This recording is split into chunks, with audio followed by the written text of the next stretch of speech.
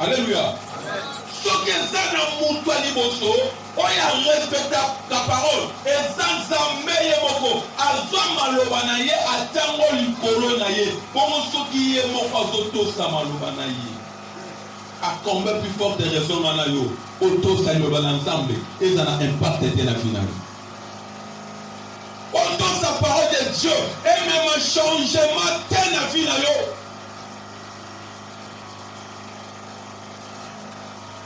Lorsque nous négligeons la parole, nous négligeons sur notre vie. Bien aimé, on y a un sozo, on y a un matasinayo, il y a une semence qu'on peut un jour. Si vous croyez que le Saint-Esprit de Dieu, en amakoka ko s'exprimer grâce na yo, yeba so comité qui Saint-Esprit so ka sali grâce na yo, pour qu'il le comprenne. Parce que va comprendre qu'il y a solo que yo za kana nzambe. On continue jamais qu'on hériter le royaume mais ça la foi. On continue jamais qu'on hériter la bénédiction du royaume mais ça la foi. Dieu a besoin de notre foi afin que nous hériter tout ce que a promis à Piso dans notre père Abraham. Est-ce que je parle à quelqu'un? On ne peut jamais éclairer le monde. On ne peut jamais éclairer la vie à bateau. Ceux qui ont dit matin aux lumière. Il faut croire que je suis la lumière du monde. Comme je suis la lumière, j'ai la capacité d'éclairer le monde. J'ai la capacité d'éclairer les vies. Mais lorsque vous ne croyez pas, et que ça va être difficile. 1 Chronique 29, 12. L'expression. Le tonneau doit 4 points et puis toujours clôturer. L'expression. 1 Chronique chapitre 29, verset 12. 1 Chronique chapitre 12. Seigneur Jésus. Amen. C'est de toi qui est la richesse et la gloire. Ezana yonde bozupe kembo eyaka. C'est toi qui domines sur tout. Yonde o konsaka likolo na nyonso.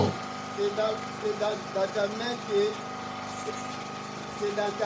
que sont la force et la puissance. Na maboko na yonde makasi pe nguye ezali. Et c'est ta main qui a le pouvoir d'agrandir. Maboko na yonde za na bokonzi ya kokolisa Toutes choses. makambo nyonso. Maintenant, Soutenons la parole du Seigneur. Acclamons pour la parole de Dieu.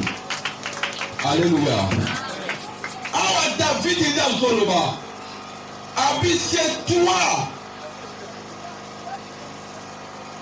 qui donne la richesse et la gloire. C'est de toi qui vient la richesse et la gloire. C'est toi qui donne, qui domine sur tout. C'est dans ta main que sont la force et la puissance.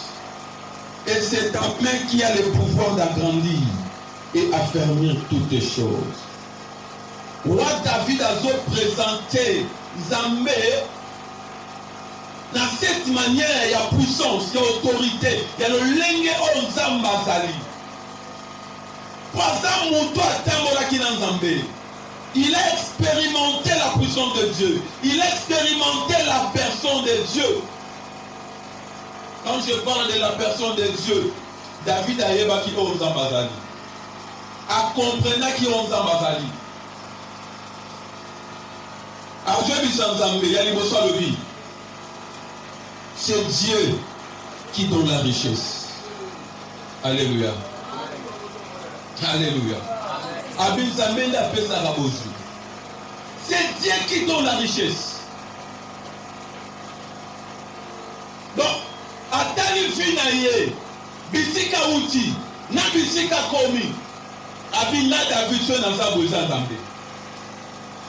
C'est Dieu qui donne la richesse. Et bien le but c'est Dieu qui donne la gloire.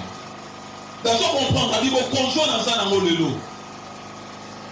Qui tue bisika na fandi. Et ça parce qu'ils amènent à l'église fanda. Ils amènent à Pessinga Ikembo. Il y a mis ça dans le but. C'est Dieu qui domine. La Bible est qui homme de guerre. Motabi Tumba. atali bisika nyonso akende kobunda longi accompagne le moko nazolonga na makasi na ngate mais parce que nzambe nalingi nalonga. Ce n'est pas moi qui domine, mais c'est Dieu qui domine. Il a la puissance de dominer sur toutes choses. Il y a 4 lobbies. C'est Dieu qui est la force. Makasi non seulement dans la langue, on a vu que le boulot n'a pas champ de bataille. C'est Dieu qui m'a donné. Il est dans la makasi. Abi, c'est Dieu qui est puissant. Si c'est le but, c'est Dieu qui a le pouvoir d'agrandir. C'est-à-dire, Zamana Makoki, le côté de la Kémouké, à pollution. Il y a souvent le but, c'est Dieu qui a fermé toutes choses.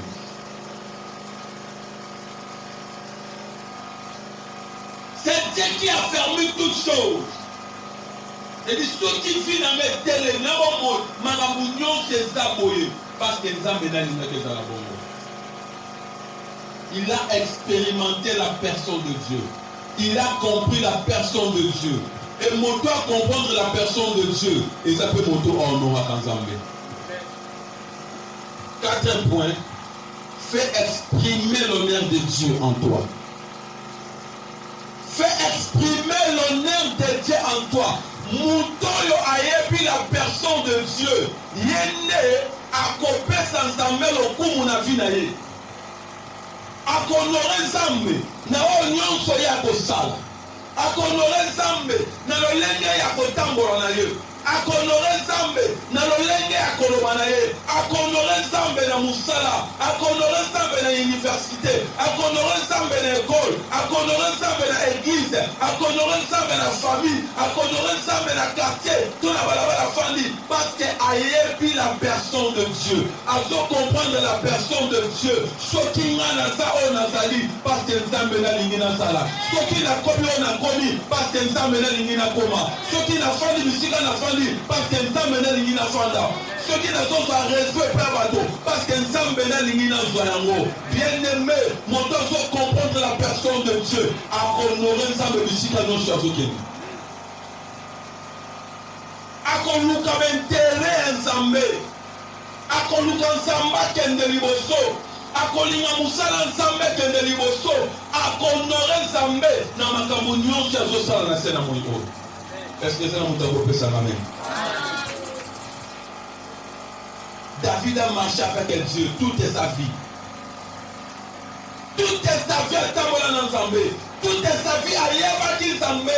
Nzambe a joué Kemuke. Mais écoutez un jour, Nzambe a se rappelé David. Et puis c'est David comment ça la tête. Dans la zone de Sima Mampate. J'étais pris derrière les brebis. Pour le coma au Sali. Na zwa kilo na sima mampate na sola ba meme bisika na zwa kilo ya lo bela mutu moko na dimanche lelo eza na bisika bonzamba zwa yo eza na bisika ba boko bisalo na Nzambe ko s'inquiéter bisika azuli yo oyebi ndenge ezali me bisika koko misalo e koko kana tena bisika wa zwa kilo azwaki David derrière les brebis na sola ba meme. Mais ici, pourquoi David a commencé du Sikana? Parce que David est toute sa vie. On aura qui s'amène à comprendre qu'il est la personne de Dieu. Et à l'ima qui compte peut honorer. Si tu veux que Osala grand, si tu veux t'exprimer, t'exploser dans la carte, honorer Nzambe na vie na yo. Honorer Nzambe na caractère na yo. Honorer Nzambe na comportement na yo. Honorer Nzambe na personnalité na yo. 1 Chronique 17 et à 15.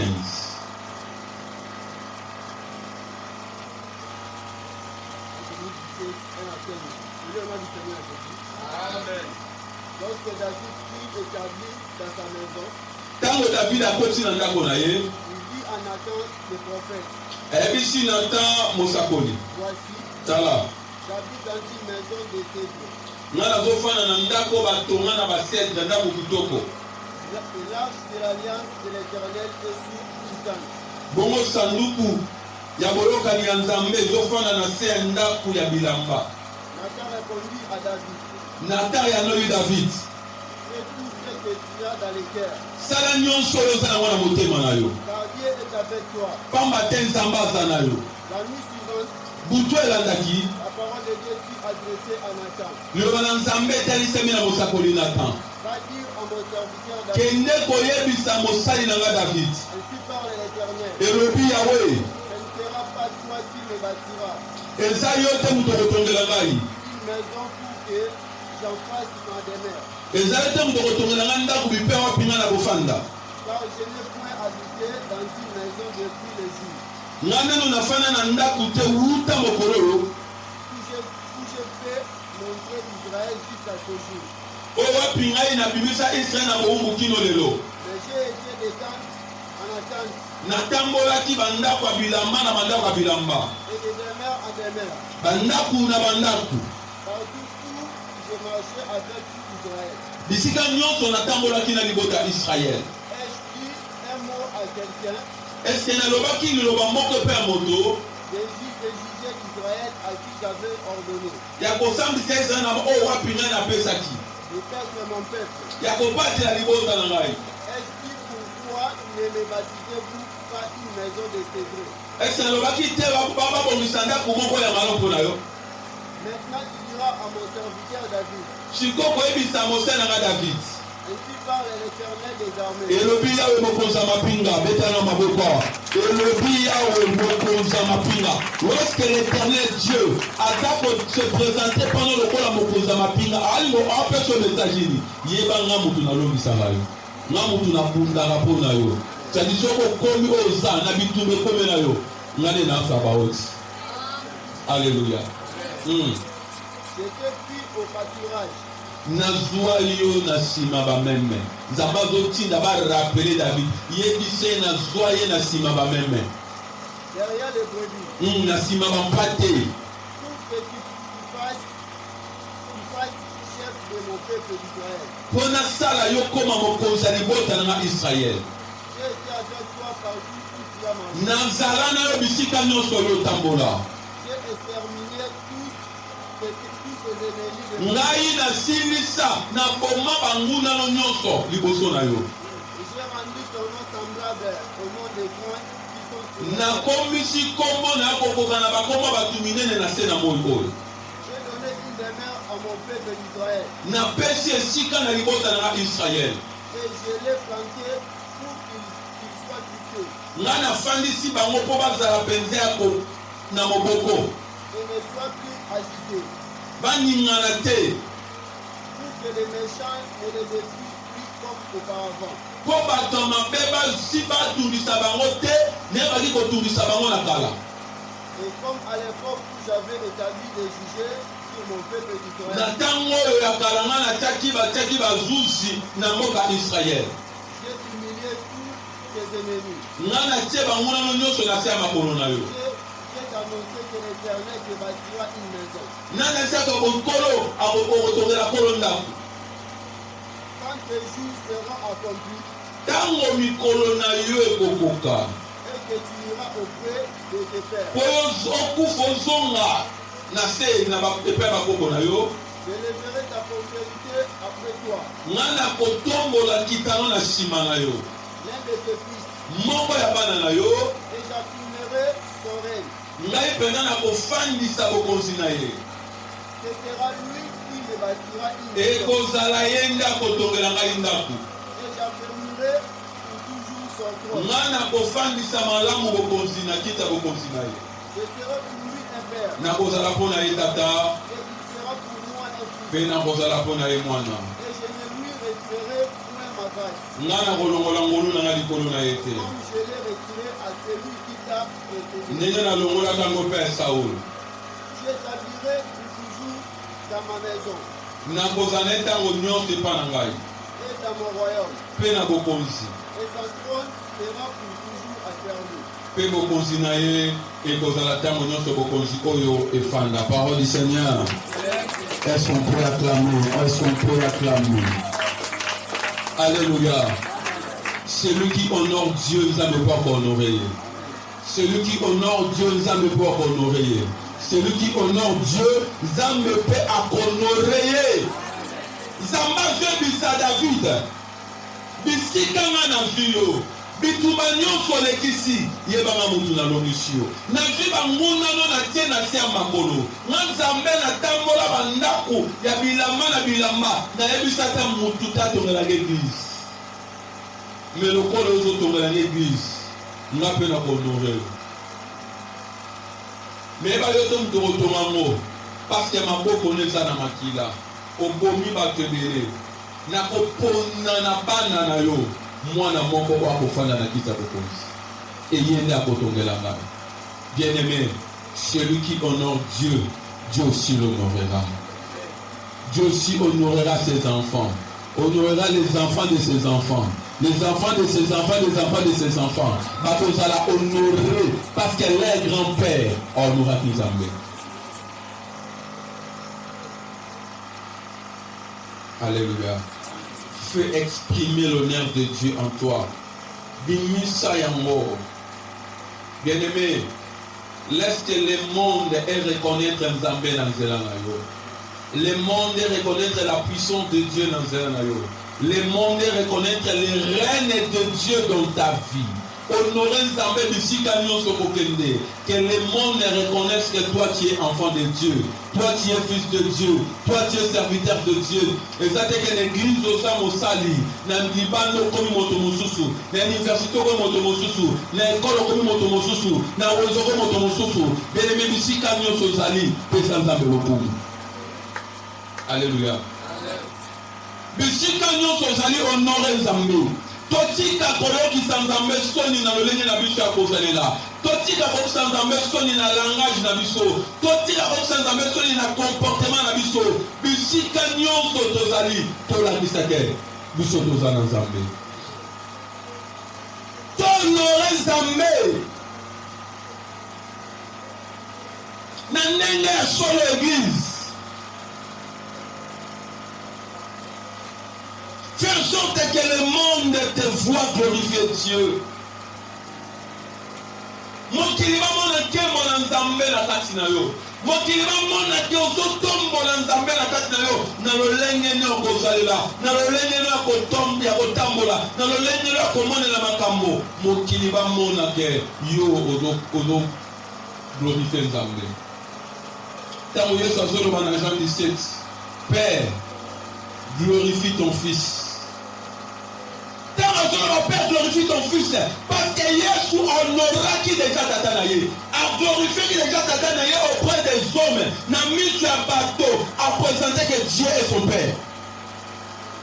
Il a honoré son Dieu, n'a mis sur un bateau à la visite de Nzamba sa tata.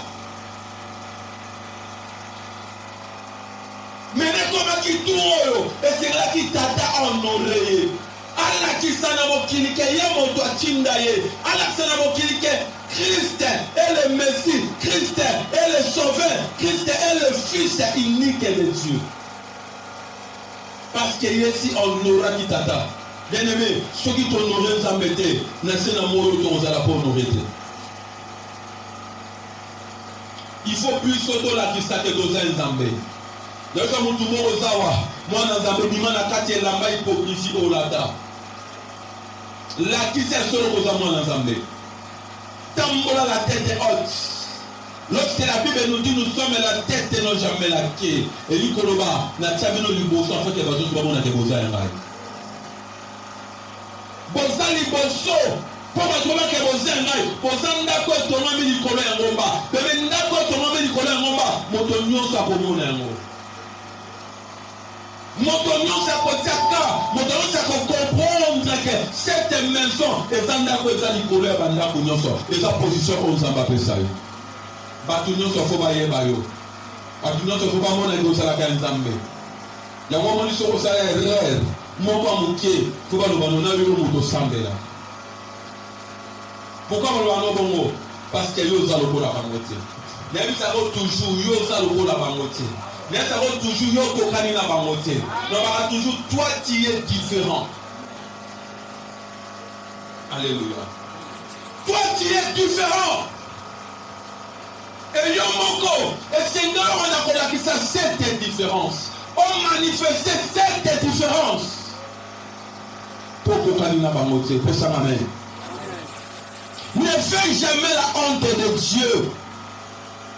Ne contribue jamais à la honte de Dieu. Mais fais des choses qui vont honorer notre Père. Tout ça, nous avons honoré notre Dieu. Malachie 3,16 à Zoyoba. Alors, ceux qui craignent l'Éternel se parlèrent l'un à l'autre. L'Éternel fut attentif et il écouta. Et un livre de souvenirs fut écrit devant lui pour ceux qui craignent l'Éternel et qui l'honorent et qui honore son nom. Babiba oyo babanga nzambe babandi koloba moko na mosusu. Bongo nzambe ayoki bango afongoli matoi mpe ayoki bango. Bongo buku moko ya kokanisa efongwami bakomami na kati. Alléluia. Celui qui honore Dieu, son nom sera écrit dans les livres des souvenirs. Sokoza honorer Nzambe, komone bokoma na livre des souvenirs. Makambo nyonso ozosala mpona honneur ya Nzambe, Nzambe akokoma yango. Makambo nyonso ozosala mpona kopesa Nzambe lokumu, Nzambe akokoma yango. Tout ce que tu fais pour la gloire de Dieu ekokoma na livre des souvenirs. Imaginez, maintenant moto azo glorifier Nzambe te, moto aza honorer te. Makambo ni ekokoma makuna. Livre des souvenirs. Ezokoma makambo nyonso tosala na sena moyo. Alléluia. Dans nous les ans livre mibale. Et dans le livre de vie et livre de souvenirs. Comment on a un livre de vie tant qu'on a mis sur le corps de mon bétis. Comment on a mis et il faut le voir. À tout coup, il faut quoi. Comment on a mis dans le livre de vie. Mais dans le livre de souvenirs, et ça m'a cabonné sur tout ça na sena moyo. Et so comme un livre de souvenirs. Et maintenant bateau bazo honorer Nzambe. Na beaucoup wana bakoma makambo sur malamu bango bazo ça. Bakoma makambo nyonso ya malamu bazo ça pour la gloire de Dieu. Le pasteur attend ça il va lobi Nzambe na biso za kantembo na makambo nyonso ya lingi. Na makambo nyonso sepelisier. O papa de rosa la mabe. O papa de rosa la baolo bola kisanini. Mais ceux qui nous ont sepe nango azulokum. Alléluia. Je veux parler à quelqu'un. Ko sala makambo te pona batu mais sala makambo pona Nzambe. Ko sala makambo te po batu bazo po batu ba mona yo mais sala makambo pona Nzambe. Même si le monde va enlever n'importe quoi pour nous, même si va critiquer les cambozo sala, mais ce que ça pour le commun dans Zambé, ça va au CPA. Est-ce qu'on peut acclamer pour notre Dieu? Azakatembo na makambo sur la ligne. Lorsqu'il veut, quand on veut, Azakatembo, motambo qui peut profiter Nzambe. Atombo manavi ya moto. Ce que loko mutasali zamala. Ce que loko mutasali Nzamba sepeli na yango. Bien-aimé, t'honorer Nzambe, Nzamba va honorer Bisso. Il nous dit, c'est lui qui honore même les fils de Dieu. Dieu le Père aussi l'honorera. Celui qui honore les fils de Dieu, Dieu le Père aussi l'honorera. Mais lorsque tu veux ça, la somme, moyen de faire honneur. Exalté.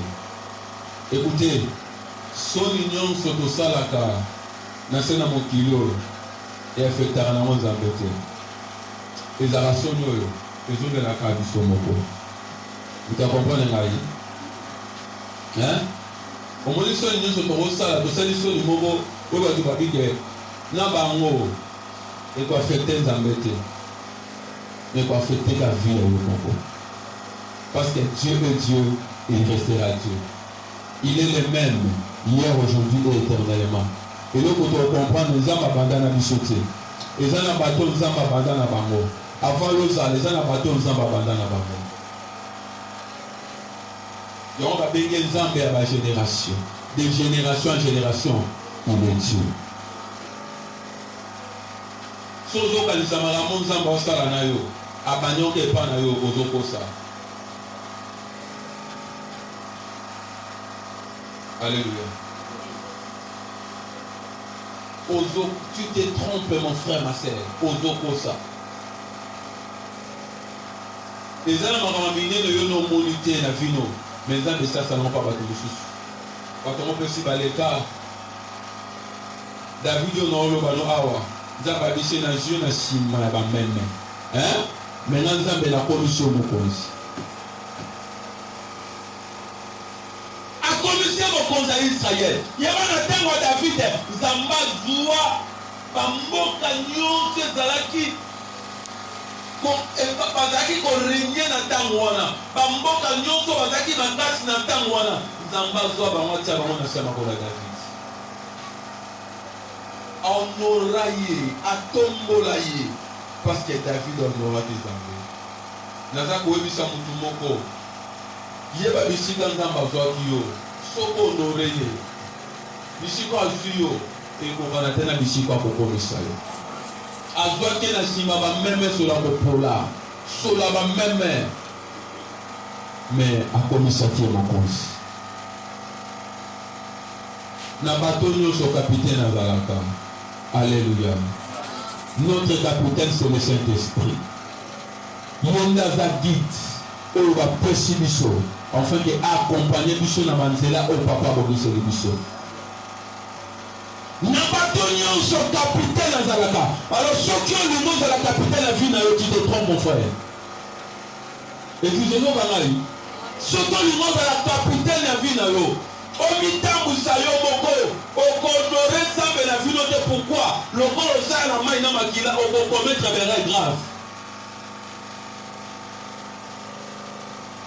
okokometre beré grave parce que moto asa kifoza ya biso nzela yo okotambola na ye.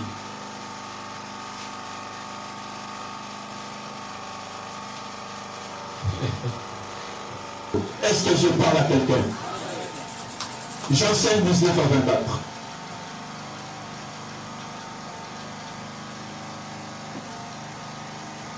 Jean 5, 19 à 24. Est-ce qu'on peut acclamer pour la parole de Dieu?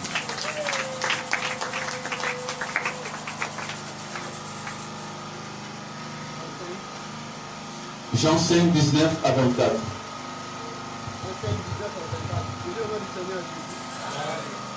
Jésus reprit donc la parole Yo choisi maloba. et leur dit, Ebisi bango. en vérité, Ya solo je vous le dis, nazo bisabino. le Fils ne peut rien faire de lui-même.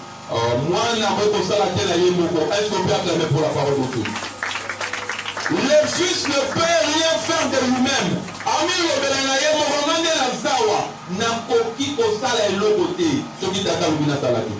Il ne fait que ce qu'il doit faire au Père. Il ne fait que ce qu'il doit faire Ye azo sala kaka o amona ka tata ko sala. et tout ce que le Père fait, O nyonso tata salaka. le Fils aussi le fait pareillement. Mwana pe asalaka ngo kaka ndenge tata asala. Car le Père aime le Fils Pamba te tata alingaka mwana et lui montre tout ce qu'il fait.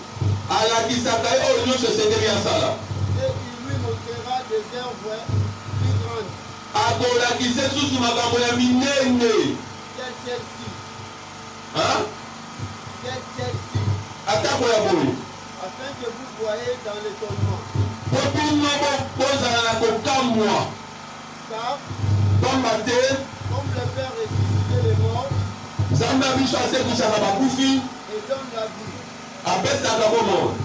et si le Fils donne la vie, Soki mwana apesaka bomoi à qui fait?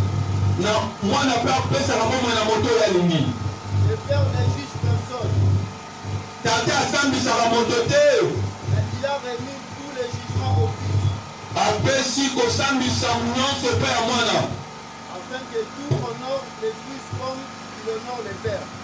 natindi ete moto nyonso apesa mwana lokumu ndenge mwana apesaka tata lokumu. Celui qui n'honore pas les Fils, moto oyo honoraka mwana te aza mpe honore tata te il envoya. oyo atindaki yo. En vérité, je vous le dis, ya solo nazoloba na bino celui qui écoute ma parole moto azoloyoka maloba na nga et qui croit à celui qui m'a envoyé mpe azondimela moto atinda nga à la vie éternelle. aza na bomoi ya seko. Est-ce qu'on peut acclamer pour la parole de Dieu? Est-ce qu'on peut acclamer pour la parole de Dieu? Est-ce qu'on peut acclamer pour la parole de Dieu? Alléluia. Celui qui honore le Fils et Dieu aussi l'honorera. Moto aza kohonore Yesu na vie na ye, Yesu mpe akohonore ye. Alléluia. Yesu mpe akohonore ye. Jésus-Christ voulait dire quoi? Si vous croyez au Père, croyez aussi à moi. azwebisa bajuife. Pourquoi? Parce que bajuife bazali kondimela nzambe te, kondimela Jésus te. Les juifs ne croyaient pas en Jésus. Bazali kondima te ke Yesu aza mwana nzambe. nakozolasa bango soki bino bozondimela tata bondimela mpe ngai. soki bozoyoba ke bohonore tata afa bohonore tata foyebanana kohonore nga. afa bohonore tata esengeli bobanda nani kohonore ngai.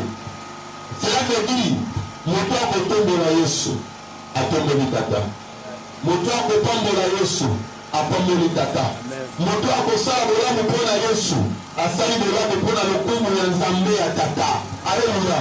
Mais moto akomépriser Jésus amépriser que le Père.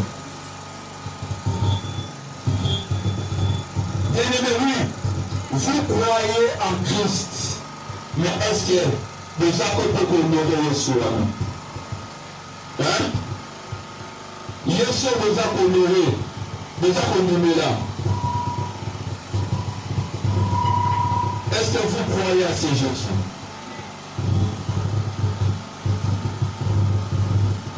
Pendant Yesu vous croire, est-ce que vous a honoré? Le problème est à la communauté. Mais aussi, est-ce que vous croyez? Est-ce que vous croyez? Alléluia. Est-ce que vous croyez?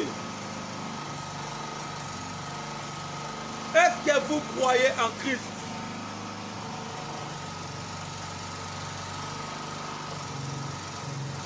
Est-ce que vous honorez Jésus? Oui, ton dimela ye biso nyonso. Mais est-ce que tu as honoré? topesa ye siko esengeli na bafi na biso atombwama lolenge esengeli na bafi na biso ntango bato bazomona yo bamona Jésus ndenge babengako chrétien ozala vraiment l'image de Christ sur cette terre parce que soki Yesu azonore na vi na yo tata mpe na likolo azonore. Alléluia. Le royaume de cieux appartient à ceux qui honorent Jésus. Bokonza likolo eza mpona bato baza kohonorer Jésus. Soki oza kohonorer ye yeba bokonza likolo epesameli yo. Bokonza likolo eza ya yo parce que vous honorez Jésus. Mais moto azo mépriser ye bokonza likolo epesameli ete. Yo salaka oyo olingi otambolaka lolenge olingi omonelaka makambo lolenge olingi meyeba ntango ozosala bongo ozoméprize nzambe oyo ndimela koza kohonore ete eloko nzambe azosenga yo honore ye. Pesanga amen. Pesanga amen. Nzambe aza na besoin honore ye afin que Christ atombwama na vie. Yesu afaki ena mata likolo afanda na bayekoli pendant 40 jours. Pendant 40 jours afandi na bango. Tokotangi na Acte chapitre 1er verset 1er ou 1 verset. pendant 40 jours. Afin na bayekoli na objectif moko ayebisa bango lolenge bakosalela, ayebisa bango lolenge bakotambola, ayebisa bango bisika bakozala. Enfin, c'est bon, on ne veut pas. Alléluia. C'était juste pour honorer le Père. Le verset 4 Malobi, comme il s'est trouvé avec eux, il leur recommanda de ne pas s'éloigner de Jérusalem, mais d'attendre ce que le Père avait promis, ce que je vous ai annoncé.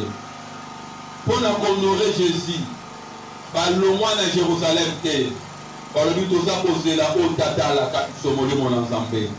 Le cola honoraki maloba Jésus, bafandaki jusqu'à ce que bamona molimo santo aya. Et maintenant molimo santo akiti kati na bango. Molimo na nzambe tanga bande ko s'exprimer la kati na bango. Pierre azalaki un simple pécheur. Nzambe honoré na miso ya bato. Hein? Jean azalaki un simple pécheur. Nzambe honoré na miso ya bato. Zamba péché le coup. Oya tikala kozwa na vie na yete. Parce que yokaki maloba Jésus. Alobi netoza tofandi awa. Tokobima awa kaka. Timokolo mosanto aboya. Soki le Saint-Esprit ayete na kati na biso. Biso pe amwe tobima ezate. Bandoraki maloba Jésus. Lokola bandoraki maloba na ye. Jésus peut honorer qui va. Parce qu'il fallait aux familles que ça va monter. Parce qu'il fallait aux que ça va monter. Mais Zambé, en demandant que ça va monter. Bien aimé, ceux qui honorent Zambé dans la vie, Zambé pas honorer. Zambé a honoré dans le lingo limité, mais le lingo à l'ingénie.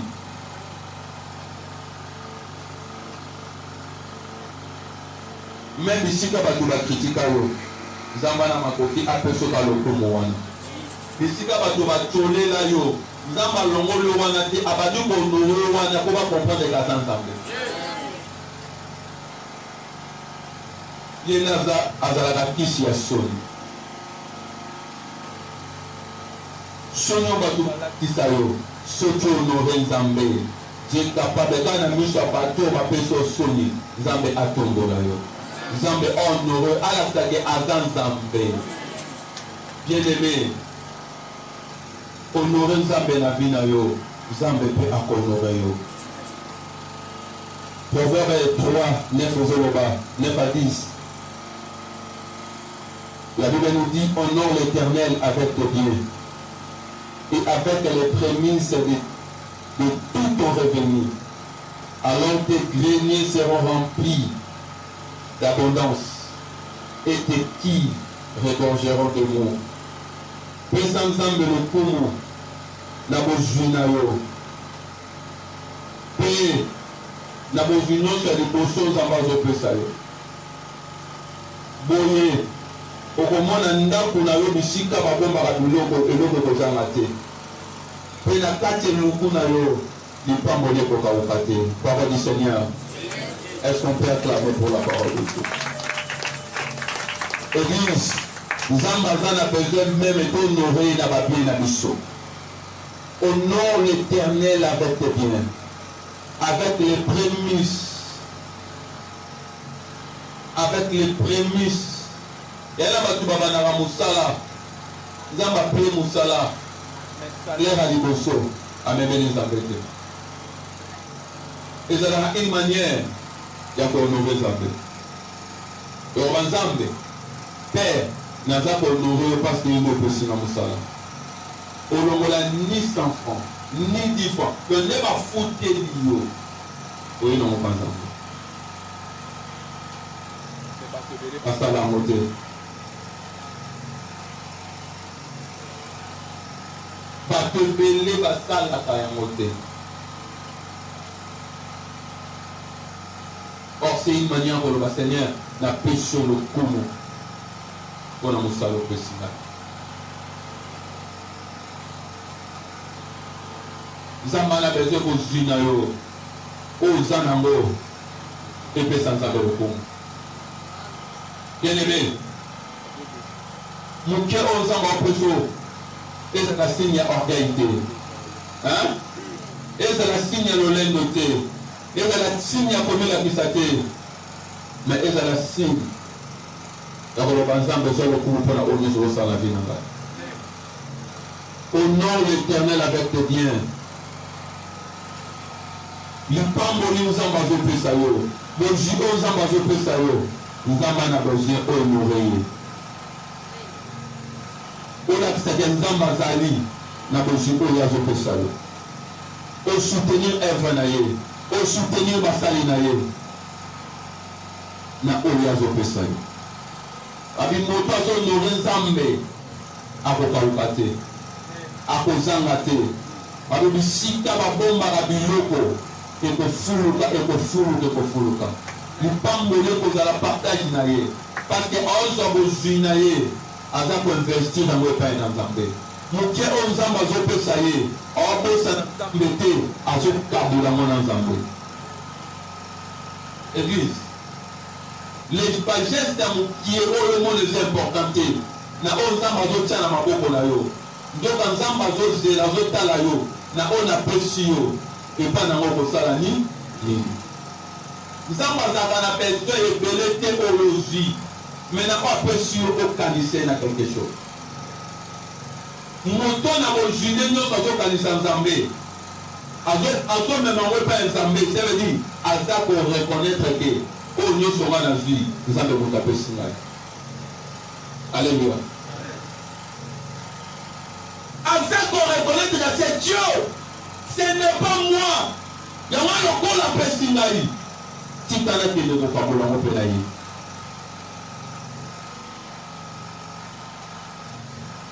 Honore l'Éternel avec tes offrandes.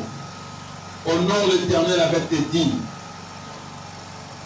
Genèse 8, 22, tant que la terre subsistera, le semin et la moisson, le froid et la chaleur, l'été et l'hiver, les jours et la nuit, ne cessera point. Tant que tu vas vivre, pour l'on a et aussi la rater. Moto no salonaka asalani akobuka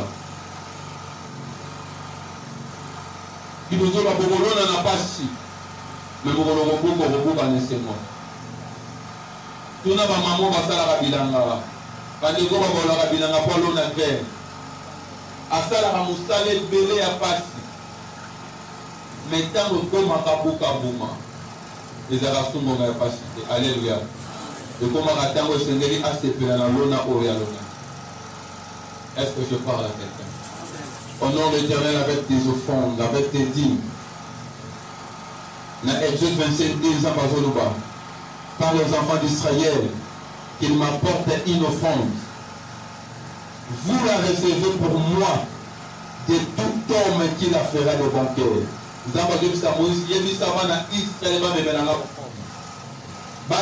offrande, mais au conjoint d'aba offrande et pas un moto à propos la montée mané mobile. Bien aimé, nous avons besoin d'offrande na yo. Pesa na main. Et atenga kayango parce que ça a besoin d'encore. Et azana besoin mutu nyonso te asala yango, mais atenga kana bateau bana makokia pour pesa na montée mané mobile. O ba yimaka te. Bien aimé, l'offrande est la obligation te. Hein? Donner une offrande, ce n'est pas une obligation, mais c'est une loi à respecter. Vous comprenez ça? Les obligations, mais les lois, c'est des lignes pour respecter. Honorer Nzambe na badine, alors il apporter à la maison du trésor toutes les dîmes, afin qu'il y ait de la nourriture dans ma maison. Et vous verrez pour vous, si je n'ouvre pas les esprits des cieux, et je menacerai tous celui qui dévore. Motaza honorer Nzambe na badine, Nzambe pas honorer. na bisa que dîme eza lokola mokokoli. Pourquoi ntango toliaka manga toliaka na mokokoli te? Pourquoi ntango oliaka avocat oliaka mokokoli te? Parce que ezalaka na goût ya eloko oyo oliaka te. Manga ezalaka sukali me mokokoli ezalaka sukali te. Nzambe akaki soki atiaki sukali meme na mokokoli tobanda kolia nyonso. Po soki tolia nyonso tokolona nani? Soki tolia nyonso tokolona nani? yango atiaki différence na noyau po toliaka yango te. Bien-aimé dimba alia yango te bazongisa yango na sœur afin ke ekota mbongo mosusu.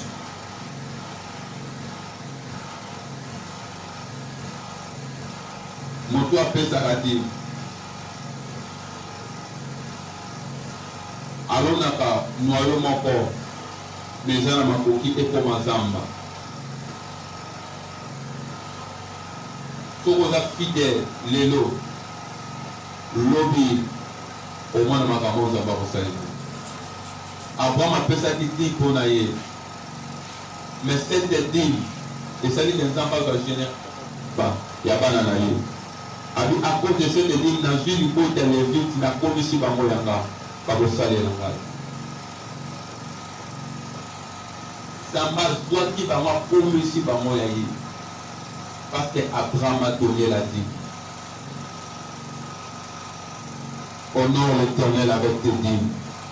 Nzambe akohonore yo, tika Nzambe apambola yo. Acclamons pour la parole de Dieu. Nzambe na Nzambe na makasi.